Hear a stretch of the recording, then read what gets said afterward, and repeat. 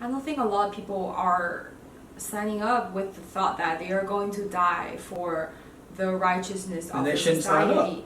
What kind of people are going to sign up for? So we're going to keep on getting fat jokers that eat donuts. They want to do all this other kind of stuff to people that's on the ground, but then you got this guy that you supposed to go in there and do something to, and you don't even do nothing to him. What's going on, y'all? Grind Motivate back in this thing again, man, with another video, and this is part 2 of the whole uvalde shooting situation, or I guess just another separate part. But this is talking about the police's response to the whole situation. How do you feel about it? Do you think it was justifiable what they did, how they went in and got their own kids and got out, or do you do you think that they could have did more? Let us know, man. The start of this article right here is delay in breaching classroom during Texas school shooting was, quote, wrong decision, official says. And we have a video right here that we can check out. Let's see. Investigators now say waiting to enter the classroom was, quote, the wrong decision. They say the commanding officer on scene transitioned the situation from an active shooter to a barricaded suspect and waited for backup. We've now learned officers stood by for 45 minutes as children trapped inside the classroom with the gunman repeatedly called 911. The terror didn't end until federal Border Patrol agents pushed inside and killed the gunman. Omar Villafranca is in Uvalde with more.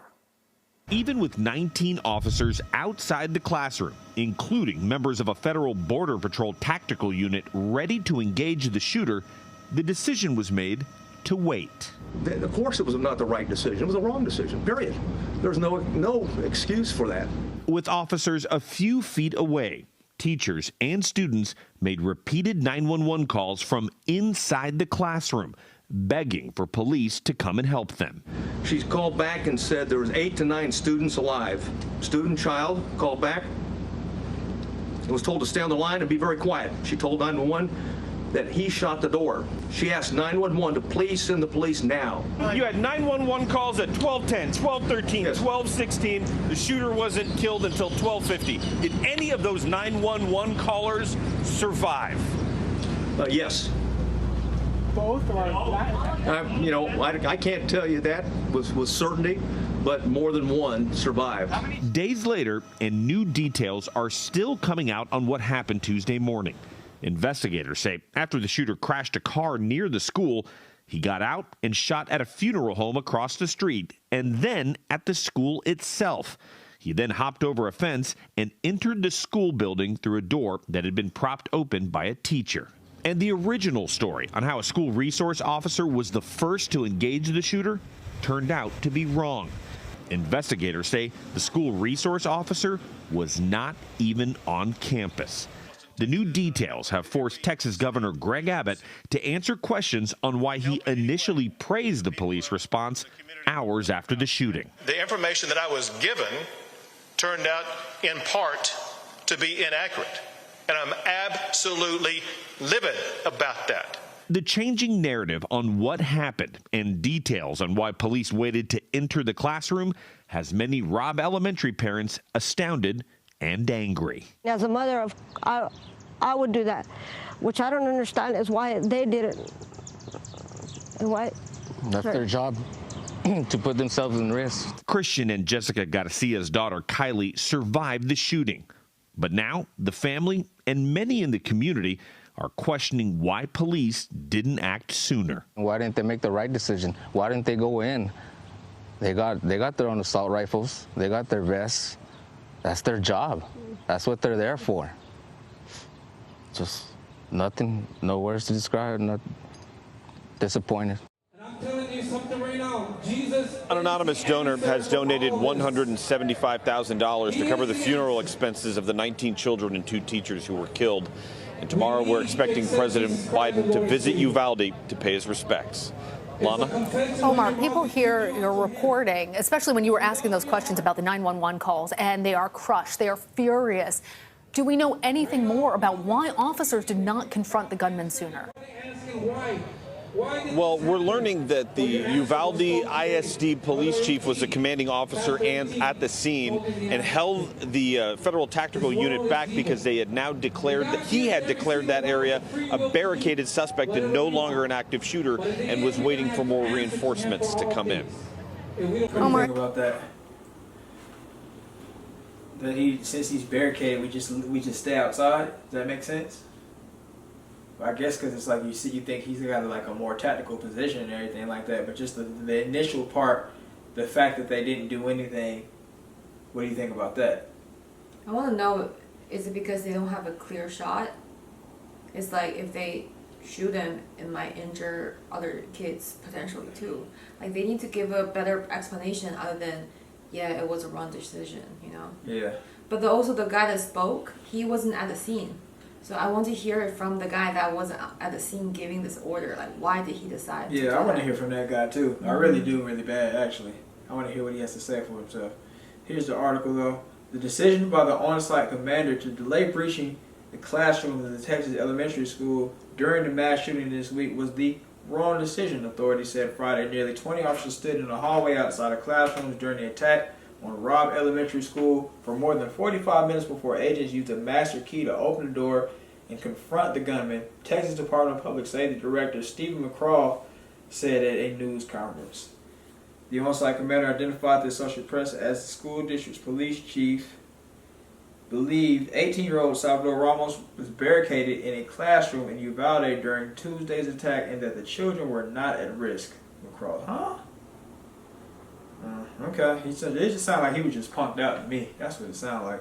They have a quote here. He was convinced at the time that there was no more threat to the children and that the subject was barricaded, that they had time to organize to get into the classroom. But what about before that? While he was in there taking the kids down? Come on, man. You're not really making sense. I mean, you found out he was barricaded and you decided. Barricaded means they're running out of ammo? Barricaded is like you're in a room just like stuck and I guess you've not stuck but kind of you kind of shielded yourself away, you know, like you made it kind of in a impenetrable kind of situation for the other folks to get in. But I'm just saying, like, what about all the minutes leading up before that while he was in there talking about it's time to die to little kids, you know? Mm-hmm. So I mean, you're not sounding good, bro. Of course, it was the right decision. It was the wrong. Of course, it was not the right decision. It was the wrong. I kind of read that wrong. I was like, what the hell? Friday's briefing came after authorities spent 3 days providing often conflicting and incomplete information about the 90 minutes that elapsed between the time the gunman entered the school and when U.S. Border Patrol agents unlocked the classroom door and killed him. Yeah, so I mean, how do they know to go? So when they came there, they just went into the school, but these guys didn't just go into the school like they did. You know? How did it take for them to come all the way up there to figure it out? Is what I'm thinking. Do they take commands from different people? They do. That's probably it. Yeah, I'm just saying, still, the commands of the policemen just doesn't make any sense. The U.S. Border Patrol tactical agents pressed local law enforcement to go into the school, but ultimately entered the building on their own initiative. Federal law enforcement officials told CBS News Friday the agents were backed up by law enforcement officials from several agencies. McGraw said there was a barrage of gunfire shortly after the gunman entered the classroom where they killed him, but the shots were sporadic for much of the 48 minutes while the officers waited outside the hallway. He said investigators do not know if or how many children died during those 48 minutes. Throughout the attack, teachers and children repeatedly called 911 asking for help, including a girl who pleaded, "Please send the police now," McGraw said. Contrary to earlier statements by officials, a school district police officer was not inside the school when the gunman arrived. When that officer did respond, he unknowingly drove past the gunman, who was crouched behind a car parked outside and firing at the building, McGraw said. The gunman killed 19 students and 2 teachers during the attack. In an email obtained by CBS News, U.S. Customs Border Protection Commissioner Chris Magnus and Border Patrol Chief Raw Ortiz told the agency's employees that they will work closely with the Texas Rangers and other investigative agencies to carefully examine the facts of the incident. Do we want to keep on reading? Nah. Yeah, we're going to end the article right there, man. I'll link it down if you want to check it out, man. But, yeah, I don't think the police had I think their response was terrible. There's absolutely no type of excuse for it. I think that when you're a policeman, I think that you, in a way, I think you kind of signed yourself away.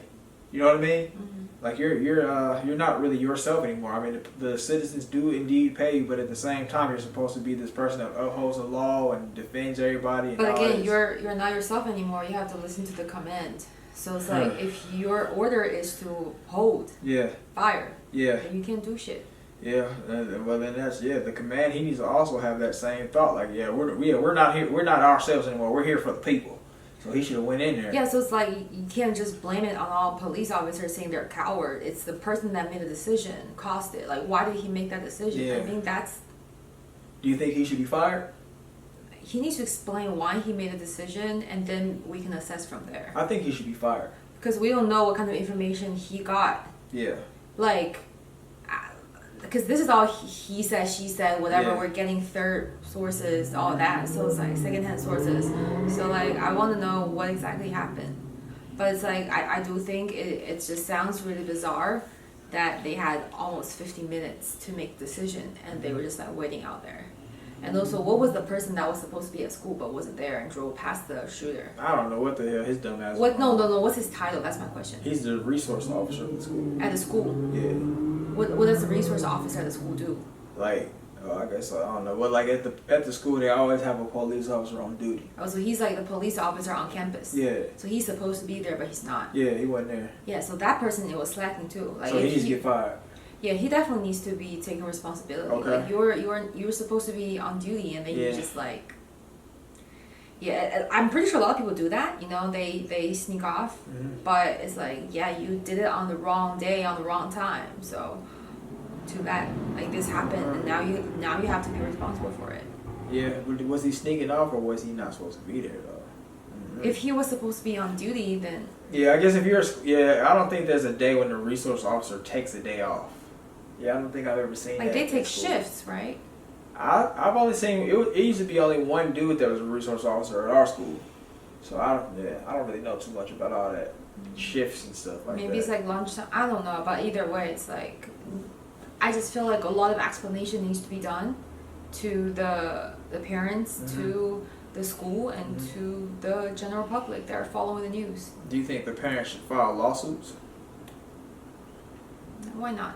Why not? Yeah, I mean, it won't bring back the kids, but I mean, they do need to be cleaned out.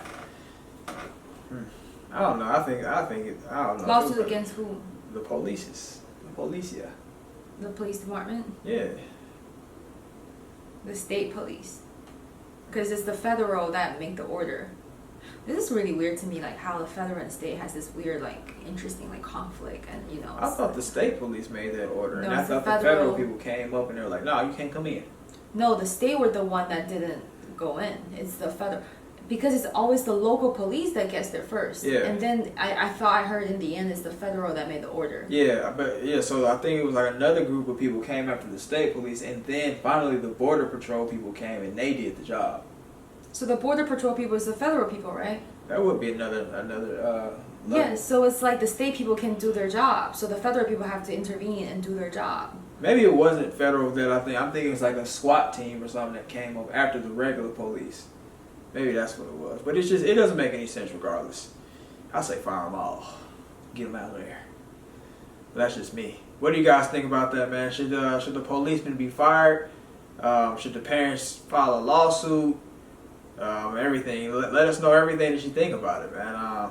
But that's another question. Is like, you know, when you're recruiting police officers, I don't think a lot of people are signing up with the thought that they are going to die for the righteousness of the society.